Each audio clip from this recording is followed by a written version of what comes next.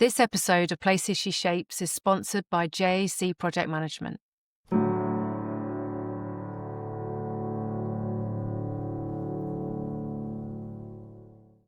What happens when you walk out of a business with no plan, no safety net, and risk everything? Today's guest, Zoe Moss, grew up with a work ethic forged in paper rounds and café shifts, and stumbled into construction almost by accident. She built a 20-year career defined by grit, big opinions, and a refusal to play small.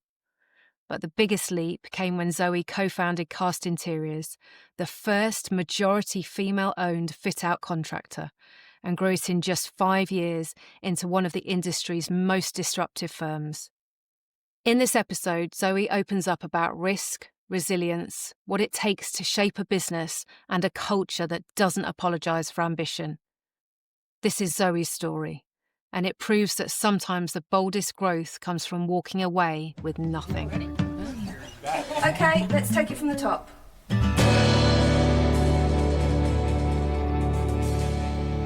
Zoe, welcome to Places She Shapes at Abbey Road Studios. Thanks for being here. Thank you very much for having me. So you are Group Managing Director at Cast, the UK's first majority female-owned main contracting commercial fit-out business. Catchy, right? It's catchy, it's a mouthful. Can you explain to me what it means?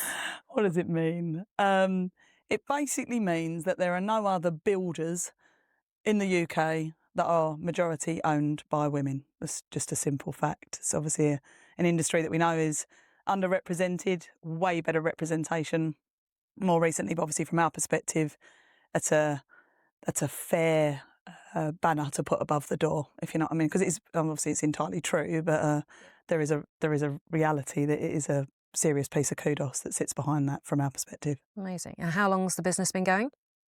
5.5 years. And how many people do you employ? 110. And that is ridiculous. It is ridiculous, and it comes with a myriad of wonderful things and challenges side by side, but it is, fairly crazy after 5.5 years. So your name has come up more regarding this podcast than any other person. So people clearly want to hear from you, and people clearly see you as a strong voice in the industry. Why do you think people react to you in that way? Well, that's a super question, Zoe, super question. I think my reputation probably precedes me as a double straight shooter, candid, not massively a feminist, despite all what I just said in terms of being a female-owned organisation. Yeah, I don't fly the banner in that sense. I use it to kick the door open rather than it necessarily being something that I am an over-advocator of. Mm-hmm. I guess I'm probably pretty punchy as a personality, perhaps even Marmite. In that regard, I've got a strong opinion. I back myself, and I go for what I believe I want, and obviously that then benefits the wider business. And I guess that was probably some of the reason why my name might come up. Yeah, in that maybe I don't want to use the word I'm a trailblazer, but I guess by being the first ever UK business that is owned by women, that makes me a trailblazer by the very definition. And the fact that you've built a very successful business in just over 5 years.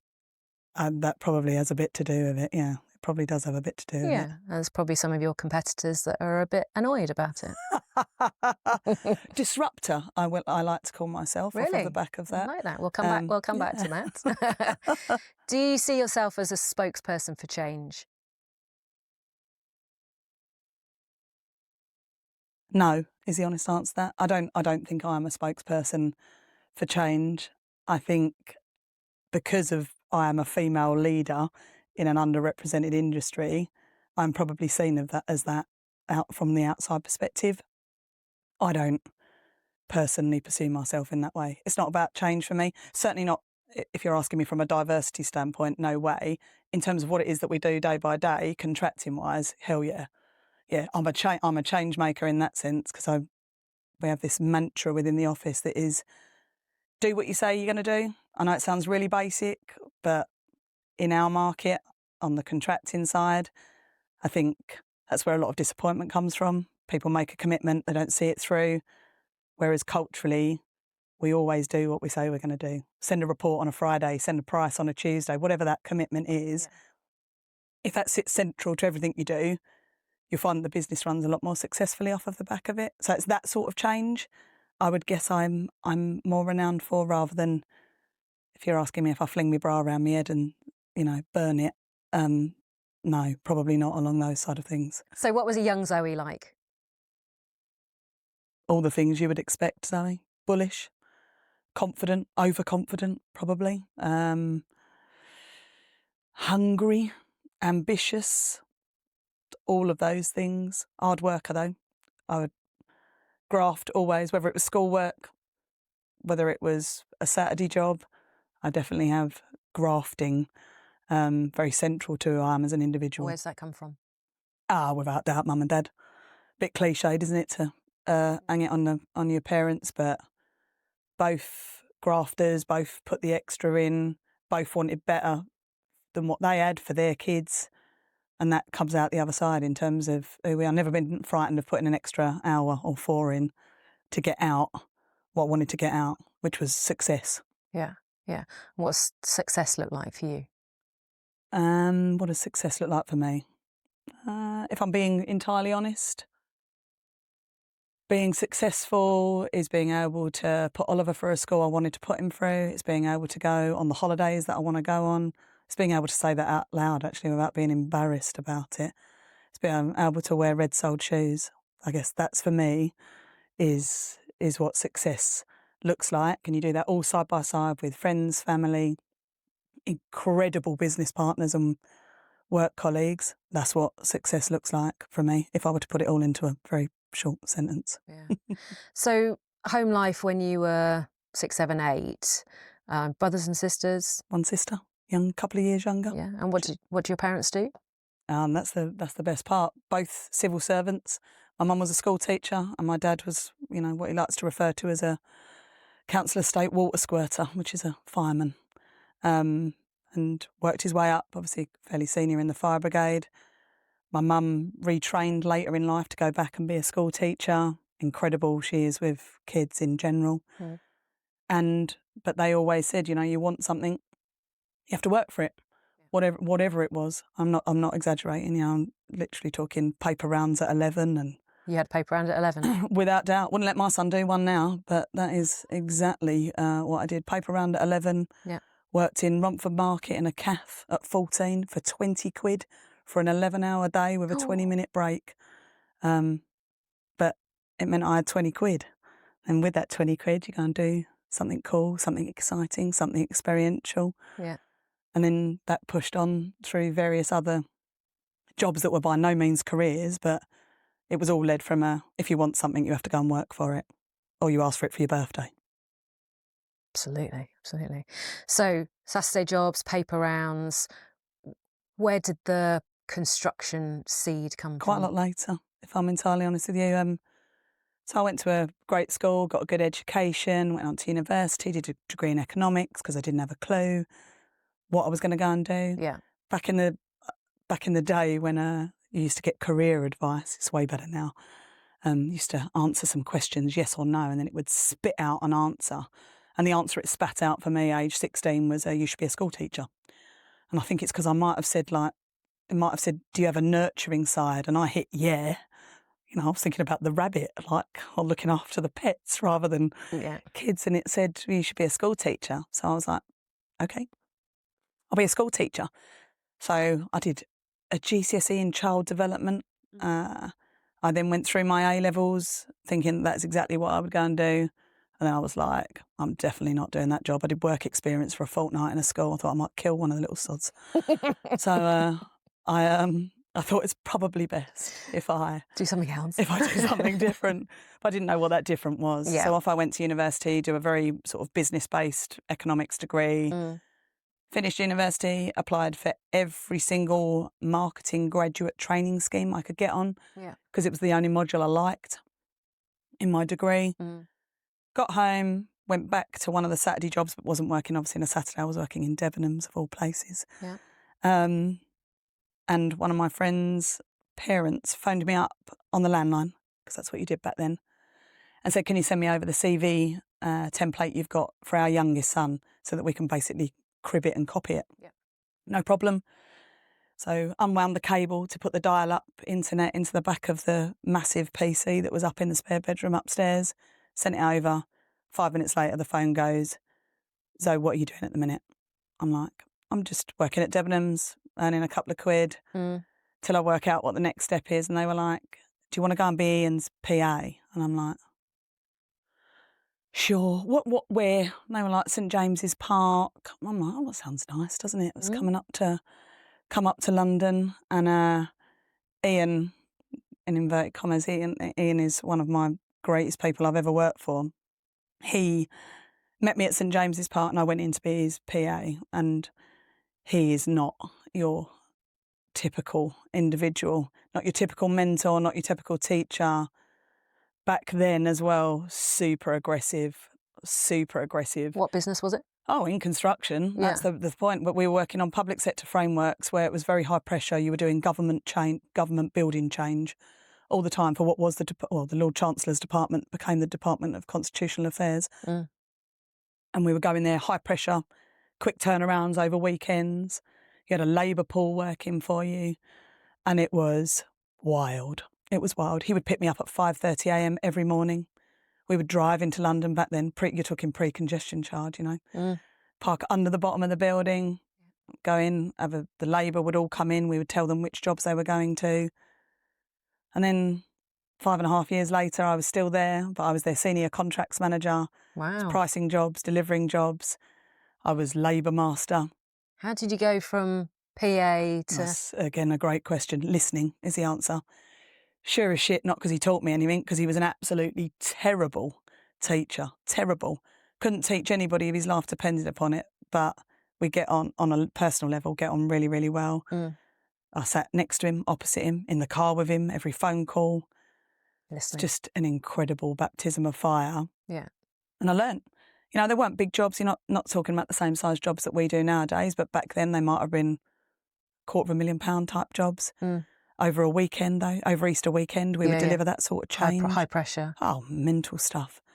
Persuading the guys to work longer hours for great overtime rates. It was fantastic work. Back then, that sort of work doesn't really exist anymore, but it was tutelage on an incredible level that was unintentional on his part, very purposeful on my part to listen to him. And after 5.5 years, I just absolutely knew that this was the industry that I was absolutely born to be a part of. But what I did know is that you couldn't be a jack of everything if you wanted to progress. So I left Ferguson's, which I didn't want to do, but I had to leave them to go and become an expert in something. So I went to Holloway White Allen to become a quantity surveyor. And not 250 yards from here was a job on Grove End Road that I delivered high-end resi, epic buildings, epic experience. So slow, though. When you're dealing with people's homes, you are dealing with the emotional side of real estate and development, and it wasn't fun. It wasn't fun waiting for them to make decisions, so I knew I needed to go back to commercial real estate. And I flipped back out of there, went back into or Como as it was, but obviously Mace as it is now. Incredible experience in a corporate world. I learnt the value of people, relationships. I learnt that was probably the best place I learnt to pitch, to learn to win a job. Who taught you how to win a job? Darren Brand is probably the person that taught me most about that in terms of pitching, and in fairness to Leanne Pammon and Helen, they taught me about BD.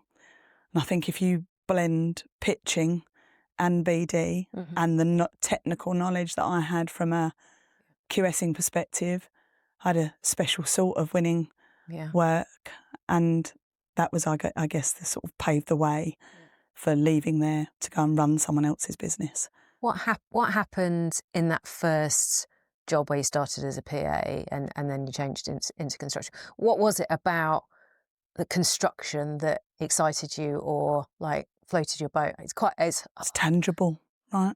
It's not digital. It's tangible. Yeah. We still get to deliver jobs and walk in and go, ooh, ah, Doesn't that look amazing? Doesn't that fabric feel great? Doesn't that, work together beautifully? It's quite unique, I think, in terms of an industry. It's not a digital outcome for me, and so it's the reason I still love it. Still love it now. It's palpable. Yeah. So how long were you at Mace for? Just under 7 years. Really, really good experience. But for everything that you learn in a corporate world, there is a negative downside. Filling in forms that get filed in drawers that are all about risk mitigation, etc. And it's because businesses like that deliver incredible size, major projects. And obviously what I was doing was 3, 4, 5, 6, 7, 8, 9, 10 million pound fit outs. Yeah. It wasn't appropriate. And so I felt like there was so much time wasted on arguably bureaucracy, which was the reason I knew that working from the smaller family firm, going to the big corporate, I'd really had the two ends of the spectrum. And then obviously my next move, going in to run someone else's organisation, I felt I was bringing the best of all those experiences to make it as lean and mean as is possible, but equally recognise that risk has to be mitigated and balanced. Do you know what I mean? And then obviously in doing that, running someone else's business, I ultimately thought, what the bloody hell am I running someone else's business for? I should have my own.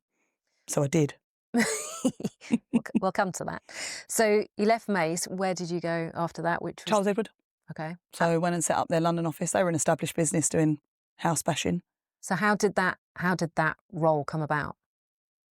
Connections, network, people. All of the things I just said about in terms of what Mace gave me access to was a referral point. And so someone introduced me to the chap that owned it. Yeah. And he gave me the free rein to do that. So I went in there and did exactly that. And was that your first, so you went in as MD? Went in as divisional director, actually, was the title then. But what that was a change in role from what you were doing at Mace? Yeah, because at Mace, by the time I left Mace, I was project director, so I was no longer doing the quantity surveying, the numbers bit. I was more in that sort of lead a team, deliver projects, be a part of the cradle to grave, winning it from a sales perspective all the way through to handing it over and doing the ribbon cutting, and then also into the capture planning and the real work winning, which starts way before the actual inquiry comes out. So all of that was just a really good grounding. And then obviously to go into Charles Edward, I just was trying to take all what I'd learned as that Mace experience, plus sprinkle the family vibe, if you like, that had been created at Ferguson's, sort of merge them all together. Also all the best bits. That's what I tried to do. All into one. Yeah, absolutely. And that was, obviously a big step up, I imagine. Huge step up. Yeah. Huge step up.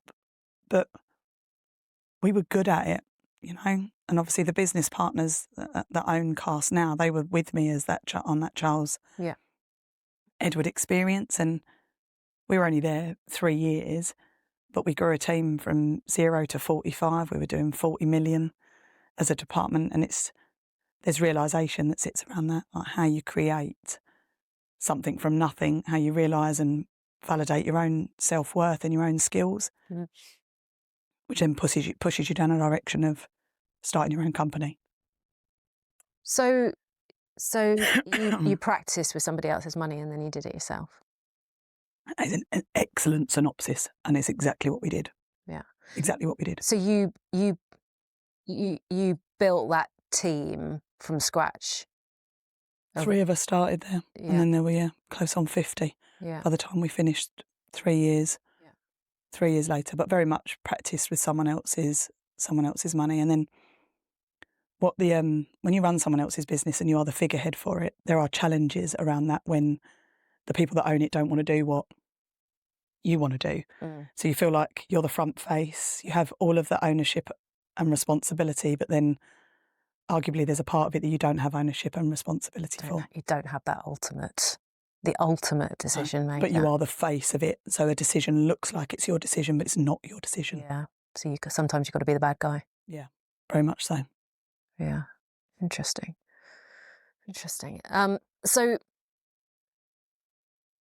how did you go about leaving? How did that happen? It was pretty unceremonious, if I'm being entirely candid with you. But had you been planning? No, absolutely not. No plan whatsoever.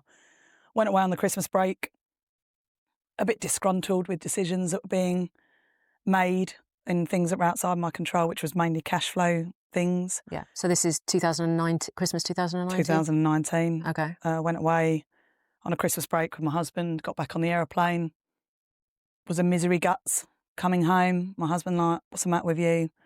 I'm like, for the first time in 20 years, I'm not looking forward to going back to work. I've never said that. Mm. I went back to work. Things that had been committed to before the Christmas weren't committed to, didn't happen. And after 3 days of fighting that battle, I decided, you know what? As with all people, you've got a decision to make, vote with your feet. I tried reason, couldn't get through to reason, so you make a decision. And so I exited the business. What does exit the business mean? Resigned Yeah. with immediate effect. That was all mutual. Really? Oh yeah, there was no Wow. no handover, no nothing. It was hard because in here it was my company. So Yeah, I'm sure. I felt very committed to the staff. I found that really challenging walking out. But I did. Well, obviously with the agreement of the owner. Yeah. Did the team know what was going on? Oh yeah. Yeah. We're pretty tight.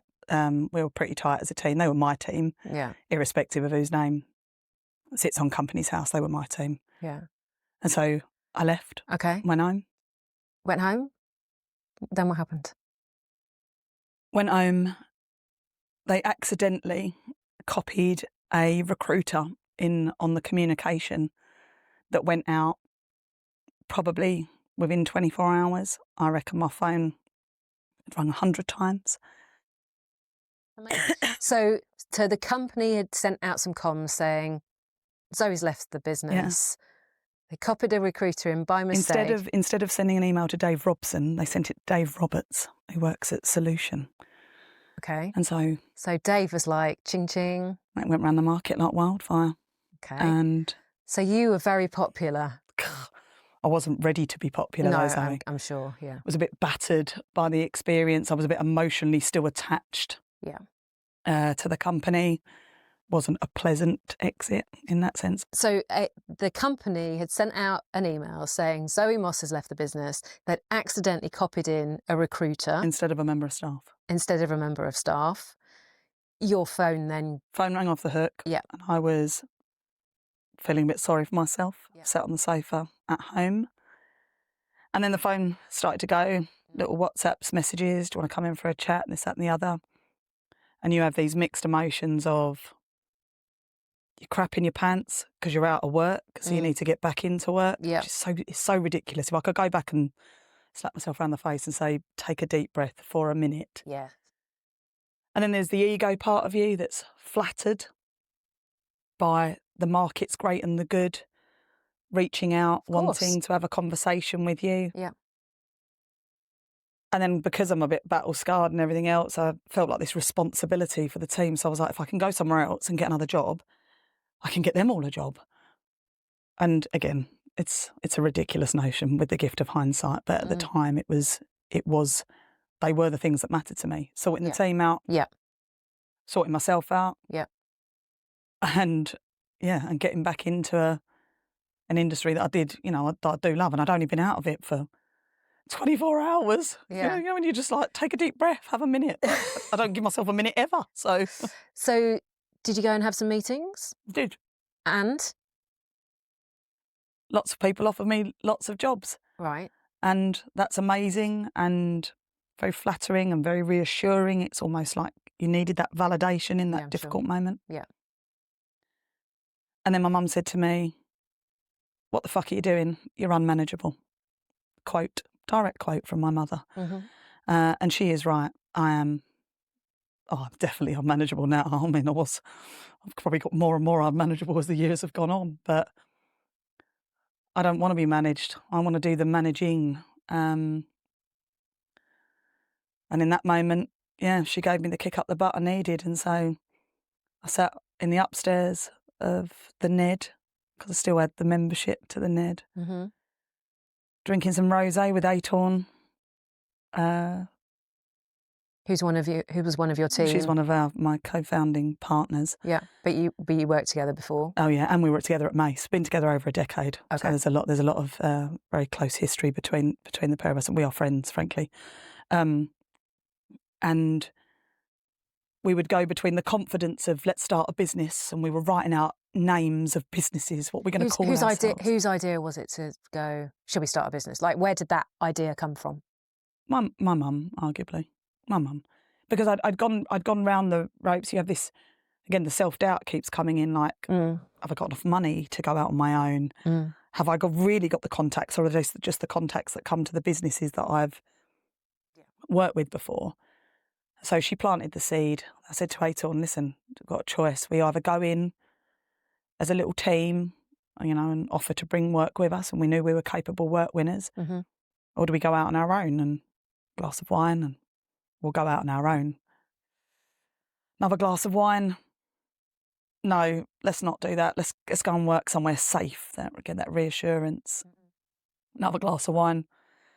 Let's go out on our own. I mean, where would have been considered safe? One of the market's leading organisations. I'd spoken to Lee Phillips, so ISG at the time was a safe proposition. I'd gone in to see BW. I had a great chat with the team over there. Yeah. I'd spoken to 21 Construction. You'll notice I've said 3 businesses and 2 of them don't exist anymore. Yes, I have noticed. So the what you perceive as safe and what is actually safe, I guess, is part of the market illusion that comes with it. But at the time, they were colleagues that I had historically worked with, or people that I had great respect for. Yeah. And so I thought I can be a part of their team. And that was, it was inspiring. They were good conversations to have. So how many glasses of wine before the final decision was made? I was into bottles. Okay. I was into bottles, I think, probably before we got to, we have to make a decision. You can't be half in one camp. I also didn't want to mess people around. Yeah. Because there were people obviously potentially strategising over bringing us in as a team. So we then got a bit further into what would we call ourselves? What would the names be? And we were going down, I don't know, maybe because of the experience of exiting a business, we were trying to be a bit philosophical with where the name of the company came from. And so at one point we were going to call ourselves Mantis. I mean, I shit you not, I don't even know. But my husband obviously had turned up at the bar at this point and was like, you are not naming a company after an insect that kills the other one after having nookie, right? You are going to have to not go there. Anyway, there was a lot of wine involved, so okay. It seemed like and then obviously at this point we obviously think we're really funny. Yeah. And then somehow or other we got into collective pronouns and what that means, and cast was mentioned, and obviously it's a pair of falcons, and it means to rise above. And that is ultimately where the name for the business came from. We were having a heartfelt moment of doing it better, doing it differently. And that was where it was born. And we've still got the piece of paper, or a photograph of the piece of paper, which is 2 pink, well, they look like seagulls when I look at it now, but 2 pink seagulls that were meant to subliminally mean a pair of falcons. So this is all one night, is it? This is... I mean, I was out of the business on the 10th of January and we had registered cast by the 6th of February. Oh my God. Okay. So you're upstairs in the Ned, you've had some wine, you've talked about the name, you wake up the next morning and you're like, what happens then? This episode of Places She Shapes is sponsored by JAC Project Management. JAC have been delivering stunning offices, providing expert advice, honest leadership, and a can-do attitude since 1979. Project management, cost consultancy, and contract administration for office fit-out and relocation projects. JAC creates spaces where people and businesses can thrive. You can find out more at jac-group.co.uk.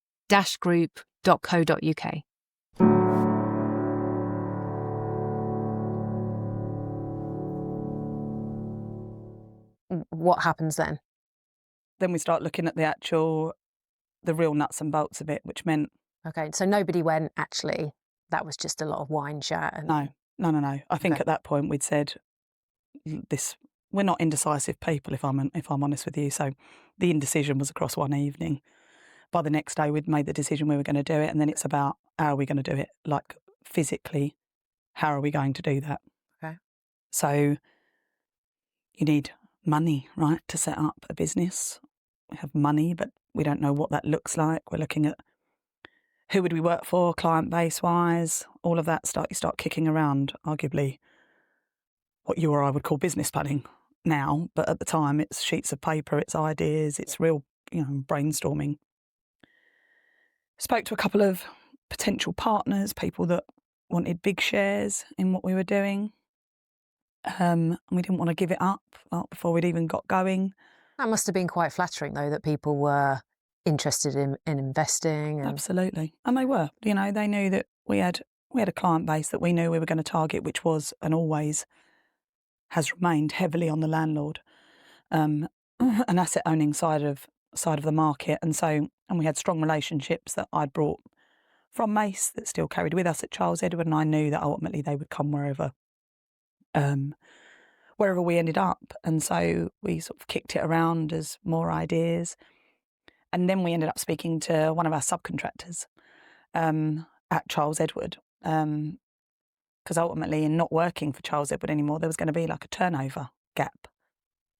That turnover gap could be flipped on its head if we could ultimately funnel some work through them, a business that had accreditations, previous trading history, accounts, all the things that you obviously have to have when you're starting a business. And that business is the first business I ever worked for, which was MJ Ferguson, the guy that Ian and Malcolm Ferguson. And they had become a very strong subcontractor of ours at Charles Edward. And ultimately, they then supported us on that process. So we did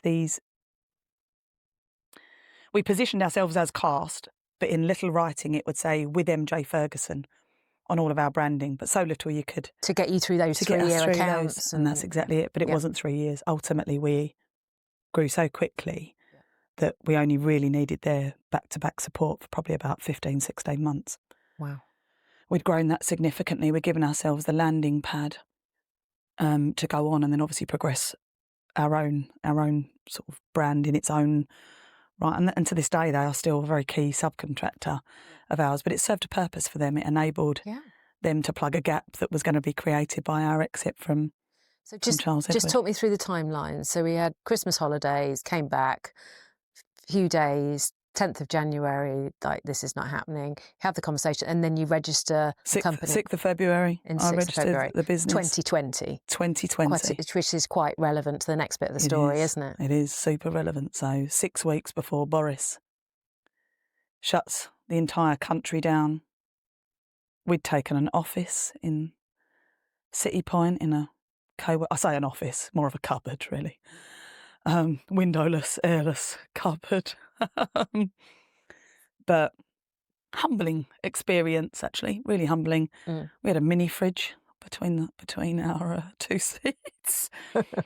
And this is just the two of you at this stage? It's the two of us, but Steve had already resigned from Charles Edward. He was just on a longer notice period and they wanted him to work his notice. He was their only engineer. So when did Steve get involved? 3 months later. He was involved in the background. Was he? Okay. Moonlighting on a stool that we bought for £6 out of IKEA between the two of us. Just was an incredible opportunity for us to, really put our own stamp on where we wanted to go with things. So took the office, came into town, bought ourselves a laptop, a mini printer, the mini fridge, all of those important things, a bit of artwork to go on the wall and all of that sort of stuff. And then, Boris shuts the country down. I think in those 6 weeks, even though obviously it had been mooted that there was this horrible virus coming, I was like, nah, be all right. So sharp intake of breath when he obviously did it. But we had registered, obviously our business was within the City of London. So we go home and everybody I tell this story to goes, oh, you started during COVID. And I'm like, yeah. And it sounds terrible because obviously it was a catastrophic time for the entire world. But you see it as a positive, don't you? It was I can't believe I'm going to say this out loud, but it's the best thing that could ever have happened to us. Fast track the growth of the business. Can you explain why? Yeah, and again, this sounds terribly disingenuous, but it gave us something to hide behind. So you didn't. If I'd have said to you, "Do you want to have a meeting?" you wouldn't have met me in person. You meet me on Teams. So I could peddle whatever narrative I needed to peddle in order to secure myself work. That makes me sound like I'm a massive liar, but I don't mean it that way. What I mean is I just got to puff my chest out and pretend to be a bit bigger than what arguably I was. And by the time everybody came back to work and was in an office, I was bigger. So the narrative that I'd enabled myself to create, I ultimately saw the prophecy through, and by the time anyone would worry about whether I'd stretched the truth or told a little white lie, it was done. We were established. Yeah. We had the trading history, we had the proven track record. And the landlord works and the asset management jobs were keeping going really more than the It's the end only user. work. The occupier market, obviously, fell apart. It was difficult. In that time, landlords were also panicking, and then if people come back to the office, they're going to want something different. There was, please do a layout with social distancing. I mean, when you think back to crazy. those times, it really does feel like a parallel universe. But for us, and at the time, Zoe, I'm not joking, I put plastic screens in for people, whatever it took to keep the cogs of industry turning for us, which was just to get some money sloshing through the business. We would do it. Yeah. Sold PPE, honestly, the things I did. And were you guys taking a salary at the time? Absolutely not. No salaries. Didn't take a salary probably until month six. So you're going from being the highest earner in the household to being a non-earner in the household. That being said, COVID times, nothing to spend your money on. True. So a food shop, exorbitant food shop, that was what you would do. Yeah. Didn't have any overhead. And actually 6 months from starting from two of you and a bottle of wine to actually taking a salary. I'm sure it wasn't a massive salary, but to taking something. It's a notional gesture. In the middle of COVID. Yeah. It's phenomenal. Yeah. And that was, when you're this big, those sort of catastrophic events don't hurt you. Obviously, all the huge corporates, you're pedalling backwards for the unknown. Yeah. But for us, I only had one direction I could pedal in, which was forward. Yeah. And so, it really did create the platform to go on and create a business when everybody else just didn't want to be around you in the face-to-face sense. So all your BD was cheap BD. I couldn't have taken you out for a bit of dinner. I couldn't have taken you to the rugby if we'd have even wanted to. All I could do was have a chat with you over a Teams call. And you might want to do that because you were bored of chatting to the same other people that you've been chatting to all of that time. And so it really just gave us a different edge during that time. And then there were some really random things that happened to me, like the City of London gave out £10,000 grants to businesses that had registered within their jurisdiction.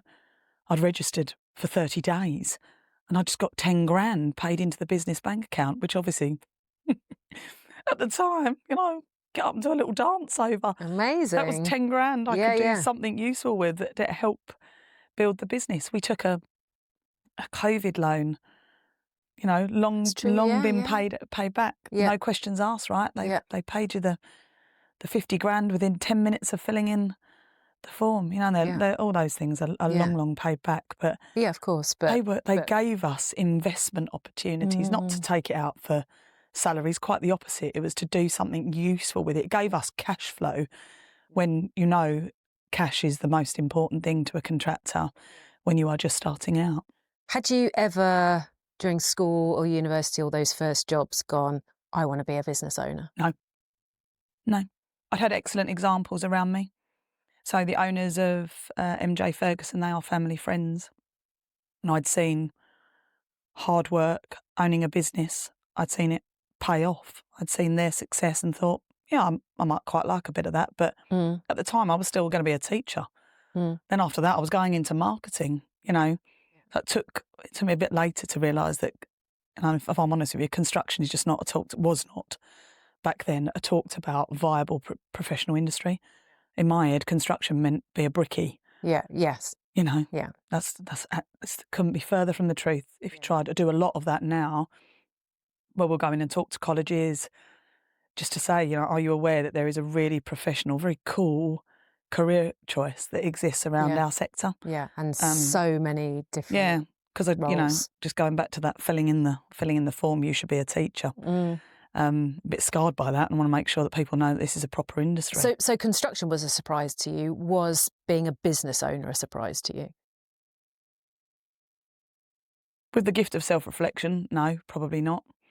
Knowing who I am and how bullish, direct. I'm surprised that you didn't realise earlier. Yeah, I know. Yeah, you and me both. You and me both. You'd have thought I'd have got to grips with it a bit quicker.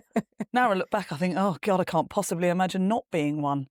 But yeah, at the time, But you need to have gone through all you have those to earn things your to learn. stripes. You have to earn your Yeah. stripes. Yeah. Anyone that thinks walking into being a business owner is all glitz and glam and red-soled shoes, that's just a load of bollocks. It's not. It's really hard graft. It's sacrifice. It's, there's a lot to be given up in order to do this. And so, but yes, there are rewards to be reaped. And I think it's all right to say that out loud. Yeah, absolutely. What's your favourite thing about being a business owner? I don't know. I'm not sure if there's one thing I could answer. Influence, I guess. I guess the ability to influence the direction of a room and know that people are listening because you are the business owner. I like to think hopefully I'm adding value in that context of that statement. I love that. I love being able to do crazy things like what we did on Thursday night and bid on auctions just because I'm the person that can say yay or nay. That's the egomaniac in me, I guess, that likes to be able to do that. But I like to be able to, even that, I guess, comes back to influence in a direction of travel. Yeah. And I guess I get high on that. I ride the waves and enjoy it so much. Yeah. So you've built a really big team over a very short period of time in sort of real terms. How have you gone about recruiting? Kissing a few frogs. Am I allowed to say that? Of course. Yeah. I've got an incredible team of people that work for me. Incredible. All business owners out there will tell you that 90% of your staff will be fantastic and the other 10% will take up 90% of your time, right? There's an element of that goes with it. Some recruitment is diligent and you take time and it still isn't right. And then other times you are forced to shoot from the hip and they turn out to be the best thing you ever recruited. So do I think there's a secret mission to recruiting incredible staff? I don't, if I'm honest.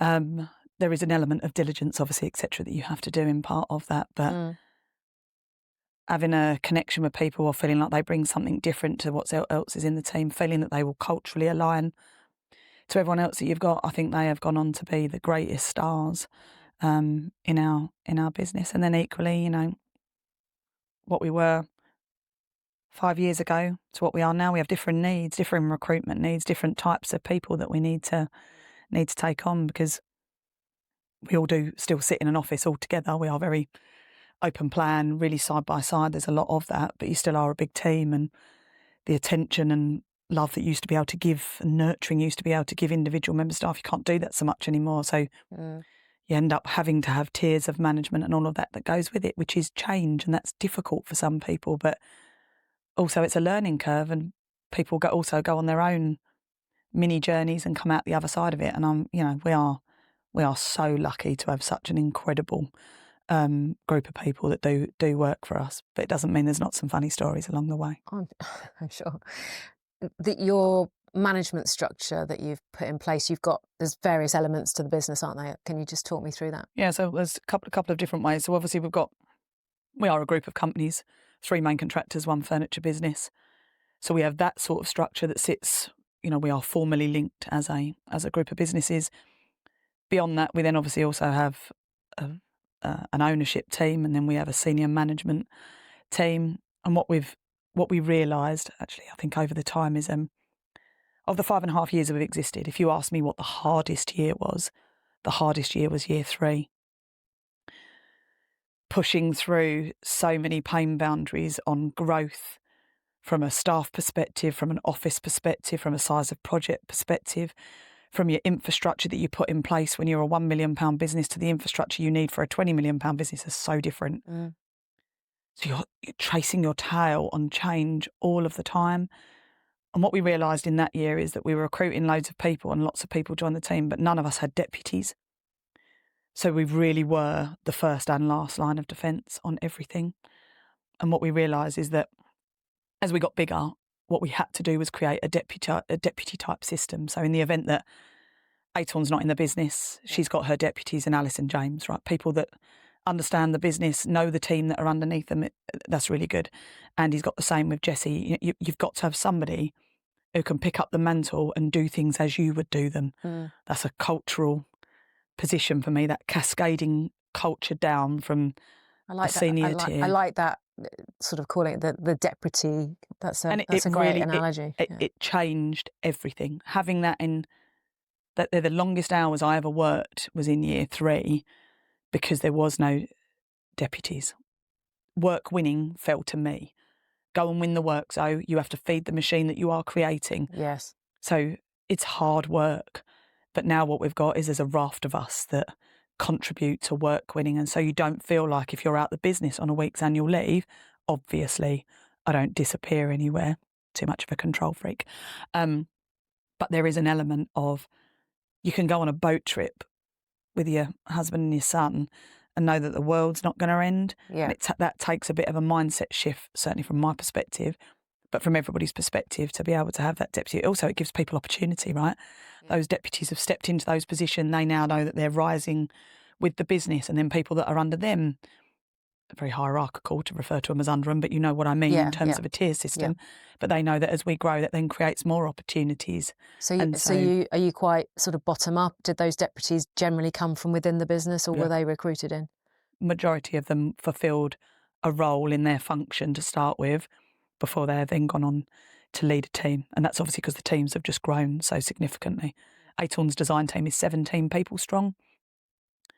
For her to be the single point of contact for 17 people, that's not leadership, that's not mentoring, that's not development. You have to be able to implement a deputisation structure.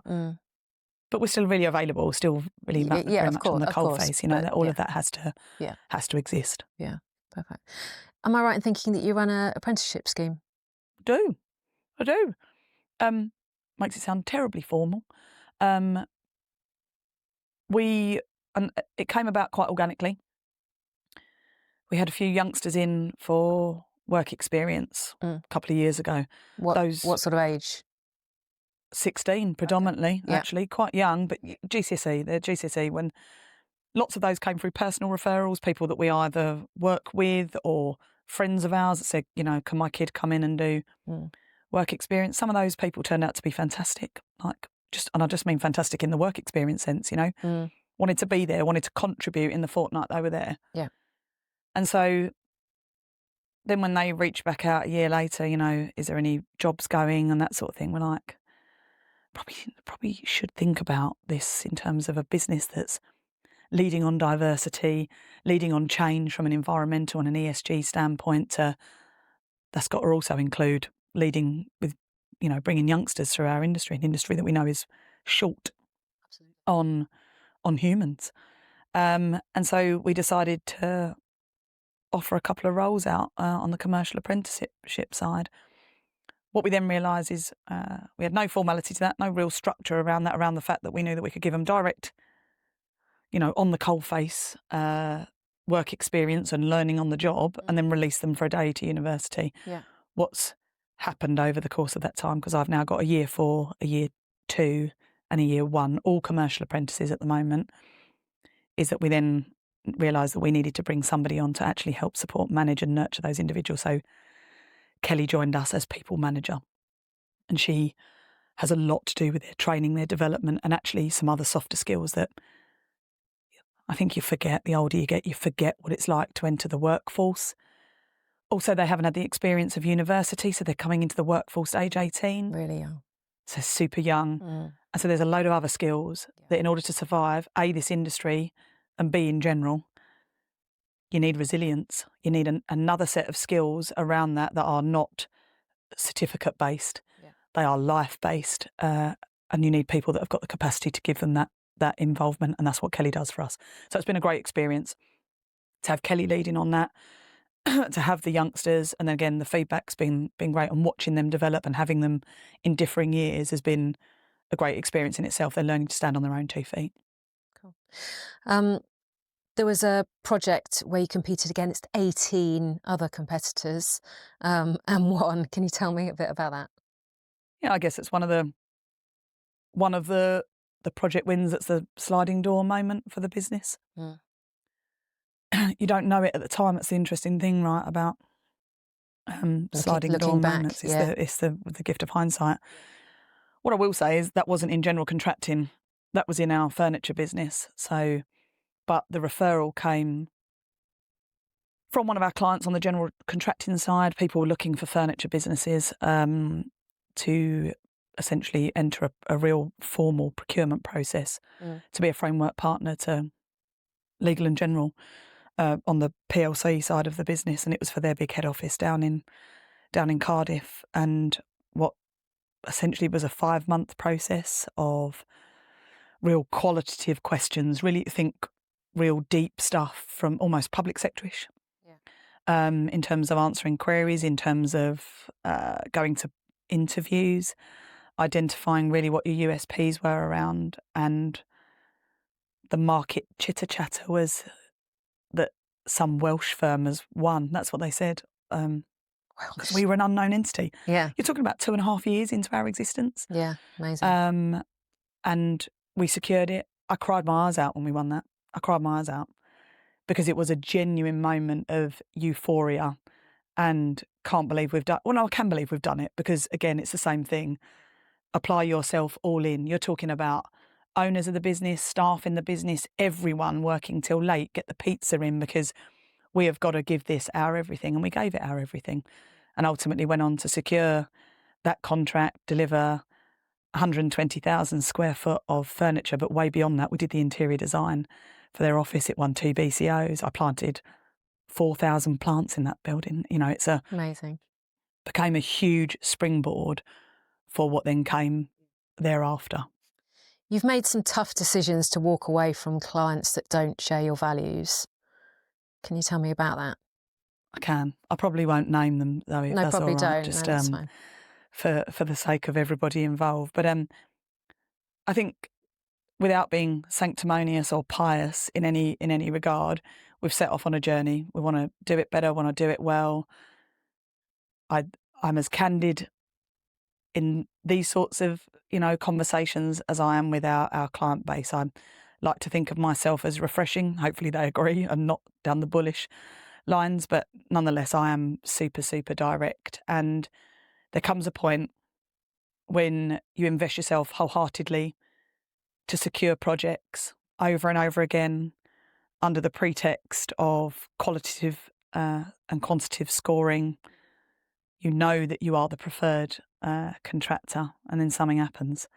Something happens that your name gets scrubbed out and somebody else's name gets scrubbed in. And it's, I'm going to be clear that it's not about sore loser, because all is fair in love and war. Of course. And obviously there are always disappointed contractors in that. But there comes a point when you're being preached at and asked to invest on so many levels. Tendering costs us, 30, 40 grand when you think about it in real terms. Yeah. And you keep being told you're going to win and then you lose, and then you keep being told you're going to win and then you lose. And in the end, I'm a big believer of this in life in general, like put your money where your mouth is, vote with your feet. And so I did. So I wrote a nice but strong email that basically says you need to find a different contractor, because I've got so many clients I want to invest more time. I want to be more strategic with. I'm strategic with our client base, and I want to make sure that I make that investment, and that investment is yielded. It has to be. I'm responsible. I'm the gatekeeper for the money we invest to make sure that something comes back over the hill for everybody's benefits. That's how you get promoted. It's how you get bonuses. It's how you get increased salaries. You can't do that if you are static. And so I make arguably what are the tough calls, and I wrote that email Nobody on the other side ever wrote back to me, but, I know they know and they know I know, and you have to draw a line under it, right, and move on and invest yourself in a more positive direction. You do. You've told me that you hold yourself to account as a mentor, but not in a traditional way. Can you just tell me about that? I guess because I want to be able to provide support, direction, mentorship for lots of people. And I do believe that I do that on a daily basis. And mentoring can come in any form, right? It can come in a 5-minute casual conversation where I go, and I wouldn't approach it like that. Perhaps consider this, or you have a stab at writing that email, send it to me. I'll top and tail it, and I'll give it back to you to send out. I consider that to be mentoring in every way, shape, and form. But do I want to meet someone once a week to tell them how they should conduct themselves in their career to help move it on? Then I'm not a massive subscriber. I feel that all my best examples of mentorship have been in the non-traditional sense, in the much more organic. And mentoring, you can't mentor someone in an hour. Yeah. Mentoring sits like it's a side-by-side experience, and all my mentoring, like everyone from Ian, who I first worked for, who definitely isn't in the mentoring, he will laugh when he watches this back, because he will know exactly what I'm talking about, and he'll say at the same time, "I taught you everything you know." Yeah. That's how he will be, but it will always be tongue in cheek. And Darren Brand, again, it was just through working with him that created that mentorship. Richard Harrington, same thing, mentoring, but it was real and practical, and we work for the same companies, and I feel that will add some. I feel I can mentor so much better internally within the business rather than necessarily in sort of real time. Yeah, I do believe that. You've said that resilience, accountability, and direction are disappearing traits. How do you nurture those qualities in your teams? I guess it goes back a little bit to what I was just saying about, I think resilience is hard come by. I think I think everyone knows the world is more fragile, right? And the people that are in it are more fragile. But we are still a pretty tough industry. We are still pretty tough. And to get the best results, I don't want to shy away from the straight shooting piece. I feel that directness is an important trait to have. But also you have to have the resilience to be able to take critique and pick up what other people are putting down. I think some of it exists within the younger generations, but part of that is, I think, I say it myself as a parent, we mollycoddle youngsters, and I think then by the time they are entering the job market, they haven't got the skills that, and I'm not saying we go back to sending them on a paper around age 11 or, into the streets to go and wash cars of neighbours to earn a couple of quid. But I do think I have a lot of those skills because of what happened when I was younger. Great parenting, but again, really robust. You don't sit on your arse and do nothing. If you want something, you go out and you earn for it. How do you deal with the money situation job with your son? Yeah, so it's again because he's not quite old enough. Not old enough, but not quite to say I want that expensive pair of trainers. I want that, a more expensive school. We're not got there yet, but I think it isn't. I think it is something coming down the wire that we're going to have to be super mindful of, because knowing and understanding the value of money is then what drives you to work hard in order to achieve it. Exactly. So I think there has to be a reap and a reward, and so I think part of that will come down to, no, I can't send him down the road to wash the cars of neighbours. I wouldn't be happy doing it, because I think there's a safety concept that just didn't exist perhaps when we were younger. And I also lived in a really quiet estate back then. I lived in a cul-de-sac. I don't live in a place like that now, so not as possible. But I think he would have to recognise that if you want that, you've got to do something for it. So, he has washed the cars, but they're our cars. Yeah. So that's what he has to be out there. And it's, no, if you want that, then you have to make a note of that. And that's something you should be asking for at Christmas. And then when they ask you for an iPad, and you laugh out loud, because can you imagine going to our parents when we were younger and saying, I want £1,000 iPad? Put it on. Put it on your next 10 years list. Yeah, exactly. My just isn't that. My son, he was desperate for a Go Henry card. And I said, well, there's no point in having a Go Henry card, Rex, if you haven't got any money to put on it. You need to get a job. And he's like, Mummy, you're so mean. You're always telling me I've got to get a job. I'm like, well, you have. Well, it's the do chores thing, right? So, and I say that, so Ollie has to make his bed. He has to take his dirty Crocs over to and put them in the dishwasher, again, because he's got to an age now where he can do that without you worrying about him smashing the china up. It's fill the bird feeder up, but it's terribly middle class, Zoe, isn't it? You know, go and fill the bird feeder up is the chores that you're asking your kids to do. But it's very difficult, isn't it? To how are we going to install that you know, that work ethic in our children if we can't send them down the road to wash a car? Like I'm sort of struggling with it as a parent. I think the part of it is the not say yes all the time. Yeah, exactly. Because it's even if it can't be easy come, easy go. No, exactly. There's got to be a consequence. Would you say you're ambitious? Yeah, without doubt. Yeah, I drive myself forward. I don't, and interestingly, because I guess when I interview people, I give everyone the same spiel. When they come in, I explain the growth of the business, how that we did 1.8 million in year one and 16.7 in year three, and I go through all of those parameters and I explain that. But on the flip side, I'm not looking for world domination, and that is a really true story. It's not world domination that I'm after. It's creating a business that operates at the very highest levels in the sector I am in projects that are under 10 million quid. And then the ambition and drive comes into then some of these diversification points where we've started the contracts business, where we've started the labs business, how I help the furniture business push on. But equally, obviously, interiors being the more predominant organisation as it stands at the moment is trying to push that all forward. If you could sit with your younger self, maybe that 11-year-old, working on Saturday mornings, what would you say to her?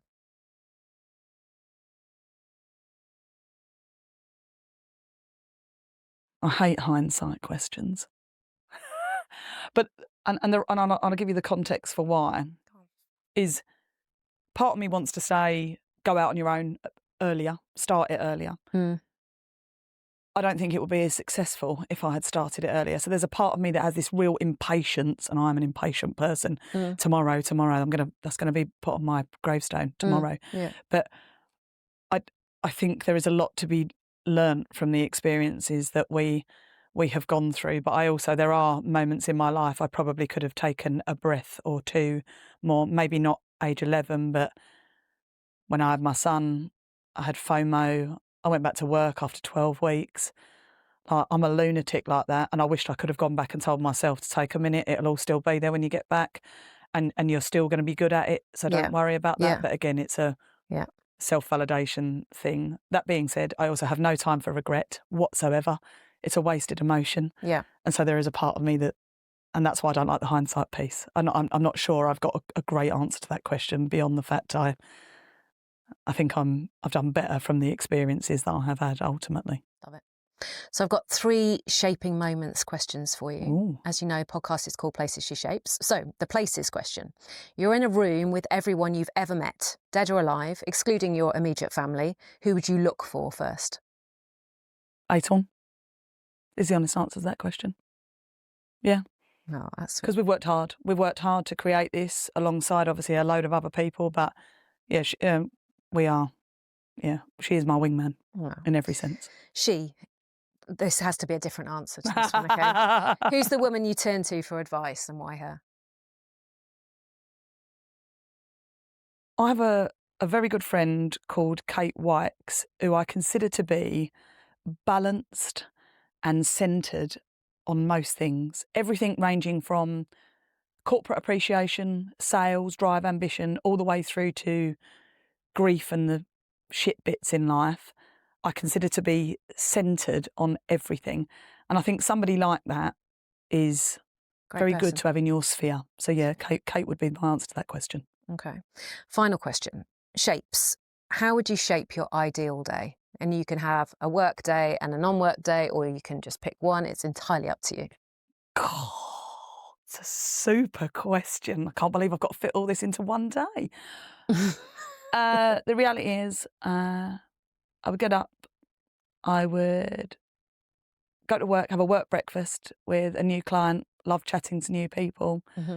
I would come into work, I would help set the strategy for how I'm going to win a job, how we are going to win a job as a business. I'd have a cuppa with the guys, knit a natter. Now I go home, pack my suitcase and get on my private jet and go somewhere hot and exotic. It's a lot to fit in a day, right? Love it. But Love it. The problem is I can never answer the question around whether it's work or play. So my answer would always be I would blend all of it together. A bit of all of it together. Yeah. Okay, And brilliant. when you work with your mates, it's all right. Brilliant. Zoe, you've been my first Zoe on the podcast. Thank you very much. My name's Thank you so much. It's been great. Really appreciate it. Thank you. Thanks for watching. Be sure to subscribe to the Places She Shapes podcast here on YouTube and leave a like on the video if you've enjoyed it. Okay, let's take it from the top.